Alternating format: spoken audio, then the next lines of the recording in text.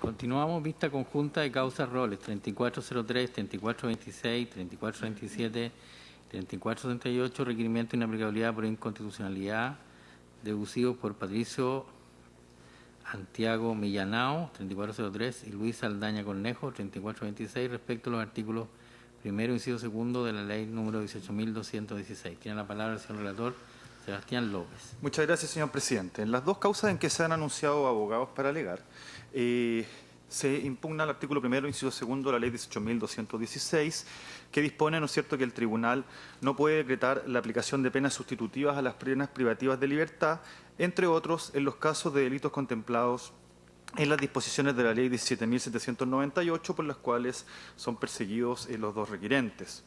En el caso del rol 3403, el requirente don Patricio Antiago Millanao, en causa ventilada ante el Tribunal de Juicio Oral en lo Penal de Valdivia, fue acusado por el Ministerio Público como autor en grado de consumado de los delitos de porte ilegal de municiones y cartuchos, de tenencia ilegal de municiones y cartuchos, ambos del artículo 9 de la ley 17798, y de porte de elementos destinados a cometer el delito de incendio del artículo 481 del Código Penal, solicitando al Ministerio Público la aplicación de las penas de 800 días de presidio para cada uno de los dos primeros delitos y de 541 días de presidio por el último. En el caso de autos 3426, el requirente, don Luis Saldaña Cornejo, fue condenado por el Tribunal de Juicio Oral en lo Penal de San Antonio, con fecha 4 de marzo de este año, a la pena de 3 años y un día de presidio menor en su grado máximo como autor del delito de porte de arma de fuego prohibida. La defensa interpuso recurso de nulidad contra dicha sentencia, que se encuentra pendiente de resolver por la Corte de Apelaciones de Valparaíso. Las causas fueron conocidas por la segunda sala y en sus oportunidades se hizo parte en ambas el Ministerio Público y la Intendencia de la Región de los Ríos en el rol 3403. En cuanto al conflicto constitucional que plantean los requirentes, ya es conocido esta magistratura, estima que la aplicación del artículo primero, inciso segundo, en las gestiones pendientes afectaría el principio de igualdad ante la ley, afectaría también el derecho a un racional y justo procedimiento, que debe también basarse en penas proporcionales, y también se alega la infracción de esos dos grandes temas, presidente. Y se concluye en definitiva que vulnera el debido proceso el artículo primero de la ley 18.216 al limitar también las facultades del juez para optar en la fase de ejecución de la condena por la pena más idónea y en su caso por la posible aplicación de las medidas sustitutivas.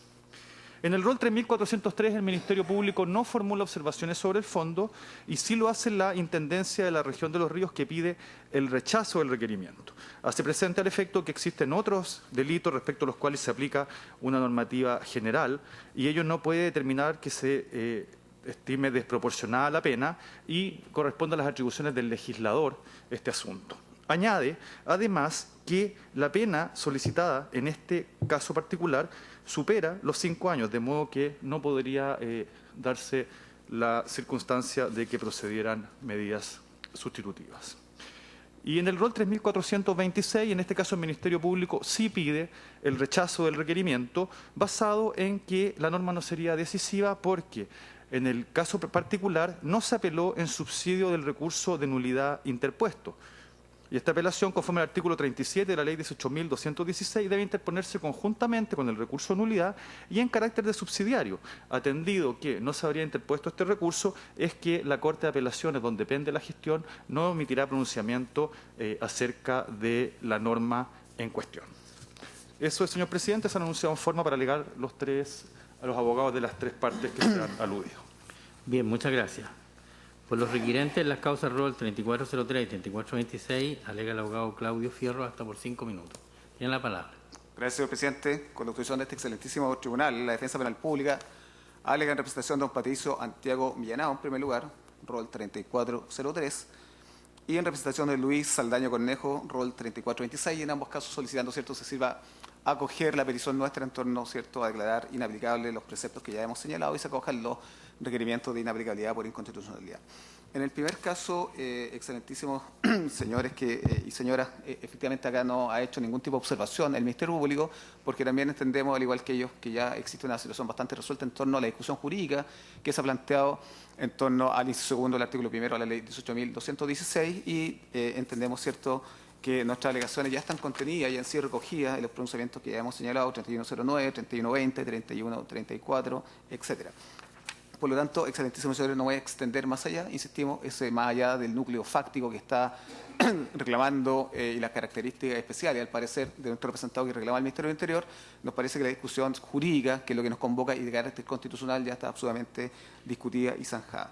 Respecto a la segunda causa, excelentísimos señores, 3426, don Luis Alberto Saldaño Cornejo, la única observación que plantea el Ministerio Público es en torno a la situación inicial, saben la cantidad de recursos que ha traído nuestra institución a este excelentísimo tribunal, en torno a no haber apelado en forma subsidiaria en el recurso de nulidad en virtud del artículo 37 de la Ley 3216, situación que ha sido corregida, pero que a pesar de eso este excelentísimo tribunal dio cuenta en el pronunciamiento, por ejemplo, 31-35, misma situación, acogiendo igualmente este requerimiento, declarando la inaplicabilidad de la norma en cuestión, situación que posteriormente fue zanjada y pudo ser soslayada, ¿cierto?, por el Tribunal Oral en lo Penal, señalando efectivamente, acá tengo la resolución, si me lo permite, señor presidente, muy breve, vistos y de los intervinientes, considerando que la sentencia de este tribunal no otorgó pena sustitutiva por el delito de posesión de arma de fuego, por lo que se ordenó el cumplimiento efectivo,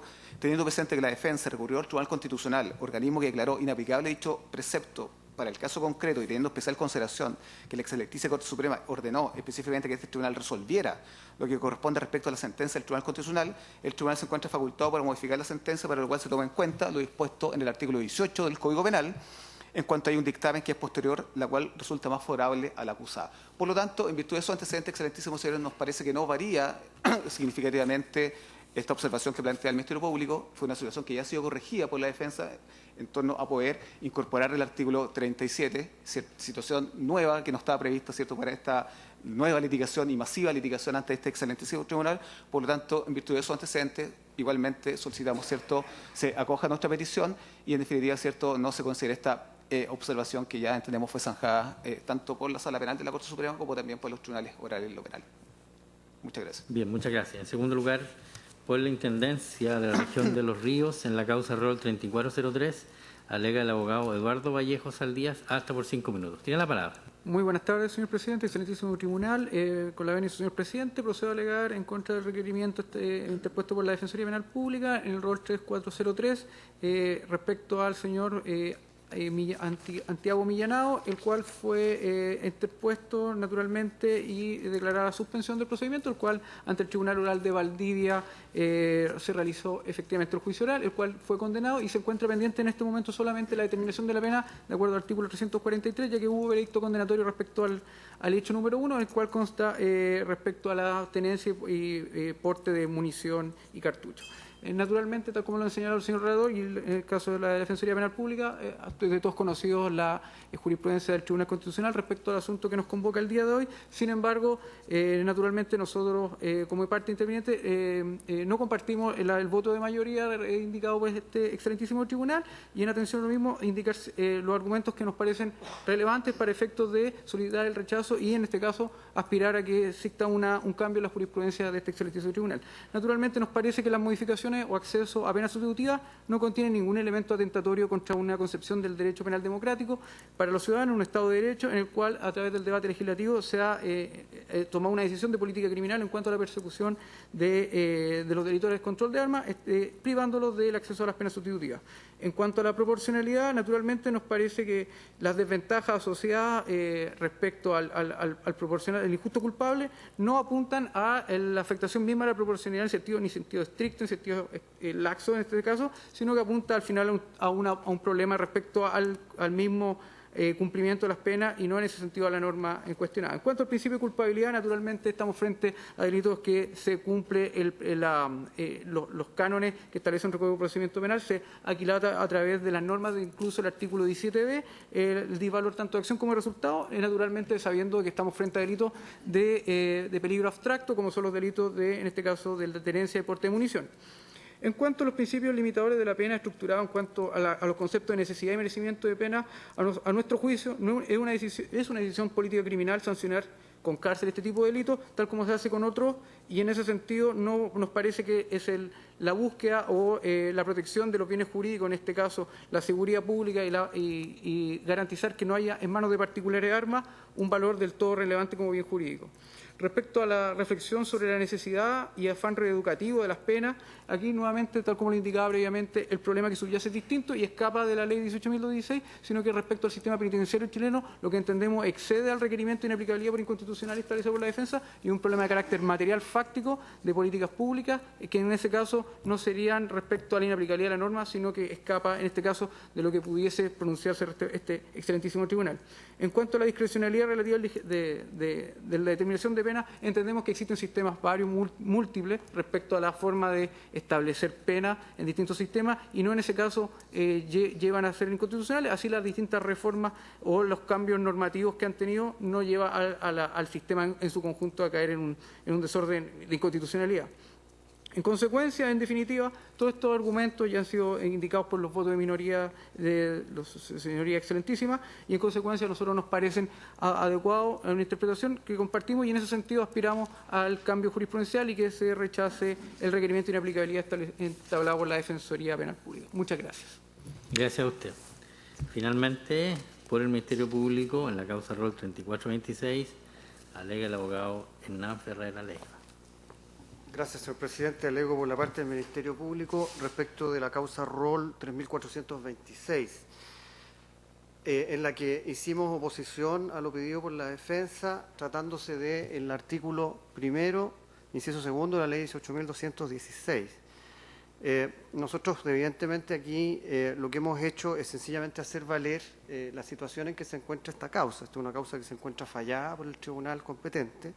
Se pusieron penas, ¿no es cierto?, tanto por el porte o la tenencia de las armas como otro ilícito, digamos, de menor entidad por el cual esta persona fue castigada. Y resulta, y nosotros lo hacemos ver de esa manera, que la única cuestión que se ejerce como reclamo respecto de este veredicto es un recurso de nulidad. Las consecuencias de esa decisión son importantes, sobre todo para enfrentar la resolución del problema constitucional que se plantea en este caso.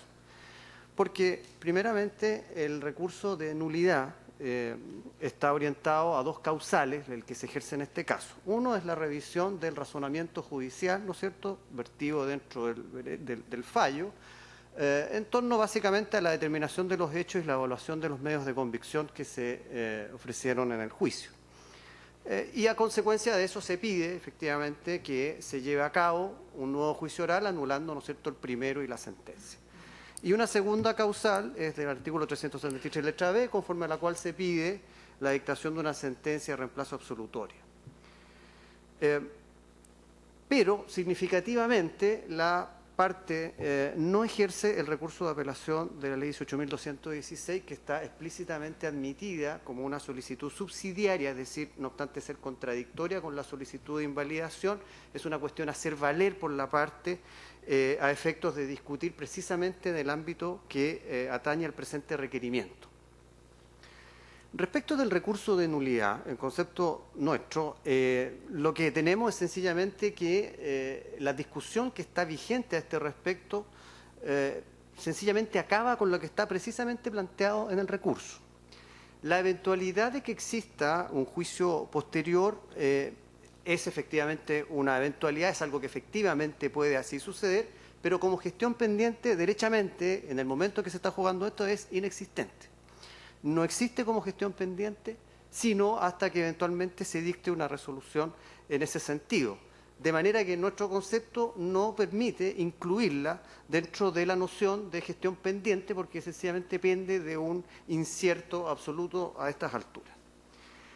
Y más aún, respecto del no ejercicio de la ley 18.216, sitúa dentro de la posición de quien está ejerciendo estos recursos algunas cuestiones muy problemáticas. Por ejemplo, que en el evento que se rechazaran los recursos de nulidad, a la parte que ahora cuestiona esta norma, no le significa ni manifiesta ningún tipo de agravio respecto a la denegación de las penas sustitutivas. Ese es el significado que tiene dejar de ejercer un recurso, que es precisamente el mecanismo por el cual uno reclama de los agravios que le puedan provocar las resoluciones judiciales. La parte que requiere, en este caso, e impugna esta norma, lo que está haciendo es aceptar que eventualmente si se rechaza el recurso de nulidad, la cuestión quede zanjada en los términos que ya está decidido por la sentencia del Tribunal Oral. Por lo tanto, uniendo estos dos elementos en nuestro concepto, en rigor lo que se está pidiendo acá es hacer una revisión en abstracto de esta regla que evidentemente supera los márgenes que la revisión prevé para este mecanismo en el propio texto constitucional. Y prueba de todo lo que está dicho, hemos podido escuchar una solución extraordinaria que da un tribunal oral. Extraordinaria en el sentido que no es algo común. No hay en la decisión, creo, de inaplicabilidad mecanismos para entender, yo creo, tal vez con mayor explicación pudiéramos razonarlo en ese sentido, que se hubiese establecido, el artículo 18 dice que cuando una ley exima de toda pena a un ilícito, una conducta o establezca una menos rigurosa, ninguna de esas dos cosas suceden a consecuencia de un veredicto de este tribunal. Y más aún, ratifica las objeciones que hemos planteado el hecho que el tribunal en definitiva lo que hace es revisar la sentencia. Es decir, este es un mecanismo que está actuando o se ha hecho actuar, no en la forma que está prevista en la Constitución, es decir, anticipándose a la aplicación de una regla, sino como un mecanismo derechamente de revisión. Y nos parece, y así lo ha hecho también este tribunal en múltiples ocasiones, que ese no es el sentido ni el propósito de este mecanismo extraordinario, por lo tanto la solución que entrega el tribunal oral al que se aludió precedentemente no parece compatible en rigor con las alegaciones que estamos aquí presentando, motivos todos por los cuales, sin perjuicio de los otros de todos conocidos, solicitamos que se desestime este requerimiento respecto del artículo primero de la Ley 18.216. Eso es todo, señor presidente. Muchas gracias. Muchas gracias. ¿Una pregunta? Ministra Peña. Gracias, presidente. Por su intermedio al abogado del Ministerio Público, al margen de lo que usted ha señalado en la causa Rol 3426, de que no se habría deducido el recurso de apelación subsidiario del artículo 37 de la Ley 18.216, a su juicio, las causales de nulidad invocadas en el recurso pertinente y que fijan la competencia del juez de fondo, ¿permiten la aplicación del artículo primero de la Ley 18.216? En la resolución misma del recurso no, porque están absolutamente fuera del ámbito. De hecho, la separación que ha hecho la ley respecto a la discusión, por lo que concierne a la aplicación de las penas sustitutivas, es bastante indiciaria en ese aspecto, porque el recurso de nulidad tiene un ámbito de resolución y otro distinto, y hay que recordar que la magistratura normalmente distingue dentro del contenido de la sentencia lo que se refiere a la ley 18.216 y la deja fuera de la sentencia definitiva. El recurso de nulidad es un recurso que permite impugnar decisiones que corresponden a sentencias definitivas. Los tribunales sostienen que las decisiones relativas a la 18.216 no forman parte de ese tipo de resolución. Por lo tanto, lo que hace la ley es diferenciar los mecanismos de cuestionamiento de ambas decisiones, permitiendo que a la vez se ejerzan, siendo incompatibles, de manera subsidiaria una de la otra. De suerte que si se desestima el recurso de nulidad, entonces se revisa lo que corresponde a las penas sustitutivas. ¿Puedo darle traslado, presidente? ¿Usted quisiera decir algo por el lado de la Defensoría? Sí, su señoría. Primero decir que me parece que una alegación absolutamente extemporánea. Es decir, esto ya se discutió, la admisión de trámite y una resolución acerca de admisibilidad. Efectivamente, replicar esta discusión hoy día a juicio nuestro no tiene sentido. Me parece que este tribunal ya se pronunció al respecto. Y en definitiva, ¿cierto?, más allá de las disquisiciones que se pueda plantear en torno a la posibilidad de que exista una gestión pendiente, que nosotros sí lo entendemos, es decir, el ejemplo que yo acabo de poner del 31-35, la gestión pendiente que estimó la excelentísima Corte Suprema era la lectura de fallo. Esa es la gestión pendiente. O sea, hasta ahí, ¿cierto?, hemos podido llegar entendiendo, ¿cierto?, las posibilidades que tiene la defensa, eso es siempre bastante limitada. Pero, en definitiva, nos parece que la discusión que se plantea hoy día por parte del Ministerio Público ya fue zanjada en su oportunidad, tanto en la admisión de trámite como posteriormente en la resolución de admisibilidad. ¿Algo más? ¿Alguna otra pregunta? Ministro García. A raíz justamente de este debate en el 3426, sugerido a raíz de esa sentencia, si entiendo bien, se está utilizando la inaplicabilidad como un ejercicio de extensión del artículo 18 del Código Penal. Entiendo que ese es el sentido que reflexionó en el juego oral. El dilema de eso es que queda pendiente la situación de que esto es solo inaplicabilidad y no es la decisión del tribunal no es sustraer del ordenamiento jurídico esa norma. Eso es lo que yo entiendo. No sé si pueden extender sus alegaciones sobre ese tipo, porque en realidad este es un debate nuevo a raíz de este punto específico. Sí, la situación en que se ve envuelta la defensa, cierto, que es bastante sorpresiva, de deducir un recurso de nulidad como última gestión y que no esté considerado, como plantea el abogado del Ministerio Público, que es posible plasmarlo también dentro del recurso de nulidad como una alegación subsidiaria, ¿ya? No lo hizo, pero la defensa alude y hace una alegación en torno a los principios, cierto, inspiradores del Código Procesal Penal, pero fundamentalmente también en torno al artículo 5, es decir, hacer una buena analogía del artículo 18 para poder salvar una situación, ¿ya? Que en este caso fue imputable a la defensa, pero que no infería en ningún caso que podía perjudicar a la acusada, ¿ya? Por decirlo cierto, por una omisión que hizo la defensa en el recurso de nulidad. No sé si me explico, y el tribunal así lo entiende, que existiendo una sentencia de este Tribunal Constitucional que favorece absolutamente a nuestra representada, hizo una interpretación del artículo 18 que en este caso permite, ¿cierto?, la inaplicabilidad de la norma de la 18.216. En ese dilema, ¿eso quiere decir que en esa sentencia que no conocemos hay un razonamiento en torno a que el argumento constitucional se completa con las convenciones de derechos humanos? ¿Sí o no? O sea, desde nuestro punto de vista siempre, si me lo permite muy brevemente, siempre en cada una de nuestras actuaciones nosotros tenemos que hacer un control triple de legalidad, constitucionalidad y convencionalidad. Siempre lo tenemos que hacer. Pero en esa sentencia se expresa. O sea, no, la sentencia no se refiere a eso, no se explaya a eso, sino que solamente señala que en virtud de un hecho nuevo, que sería esta sentencia, es posible, ¿cierto?, modificar la situación procesal de nuestra representada. ¿Algo más? Ministro Romero. Muchísimas gracias, presidente. De verdad. Quisiera volver atrás un segundo y partir haciendo una pregunta al abogado del Ministerio Público. A ver, es posible que haya entendido mal. Usted colocó énfasis en la apelación subsidiaria. Es decir, si se rechaza la nulidad, tiene que resolverse la apelación subsidiaria. ¿Es así? Sí. Ok. El punto es que la hipótesis más relevante no es el rechazo de la nulidad, sino es precisamente que se acoja la nulidad. Si se acoge la nulidad, es cierto, puede pasar algún tiempo, pero eventualmente podría volver a aplicarse la norma que se impugna. ¿Es así? Sí. Ya. Entonces, ese es el primer punto. El primer punto es de que, al menos como punto de discusión, se podría plantear de que el tema de la apelación subsidiaria no es del todo relevante para efectos de la discusión que se tiene sobre el particular. Ahora, efectivamente yo puedo entender de que puede pasar algún tiempo antes que se vuelva a aplicar. Y usted planteó el tema de en el fondo, certidumbre o incertidumbre. Yo me pregunto, y quisiera saber su opinión, ¿no ocurre acaso lo mismo en todos los casos? ¿Por qué? O en casi todos los casos. Cuando este tribunal suspende, nosotros no sabemos si va a ser condenado o no va a ser condenado.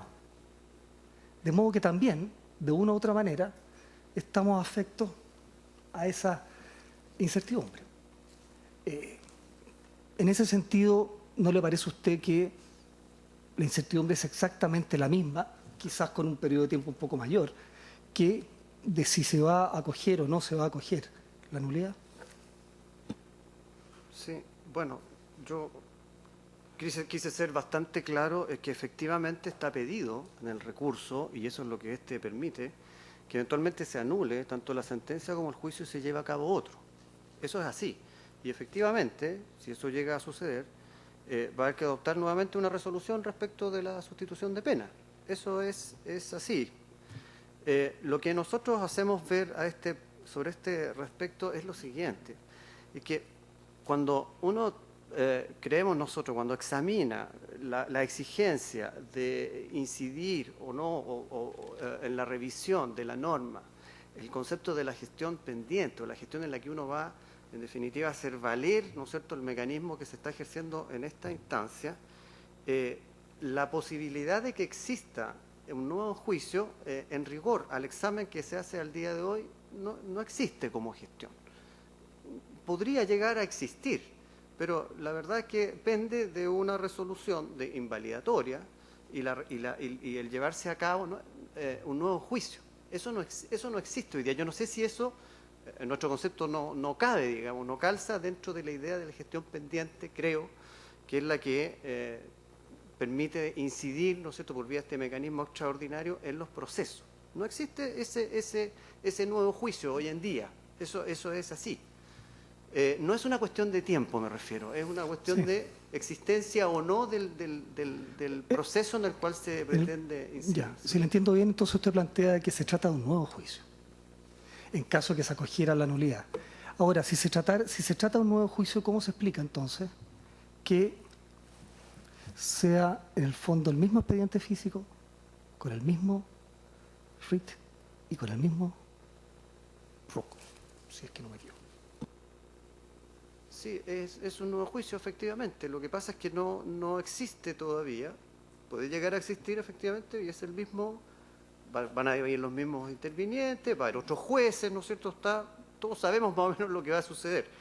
Lo que a nosotros nos parece es que si yo estoy enfrentado a una decisión condenatoria donde me deniegan la posibilidad de sustituir la pena y yo tengo un mecanismo para cuestionar esa decisión y yo planteo un requerimiento a este tribunal, me parece que las consecuencias de pretender, abandonando el recurso pertinente, igualmente obtener una decisión que excluya la posibilidad de aplicar esa regla, nos deja absolutamente en la abstracción. Es decir, no tiene que ver con lo que efectivamente estamos discutiendo en este proceso.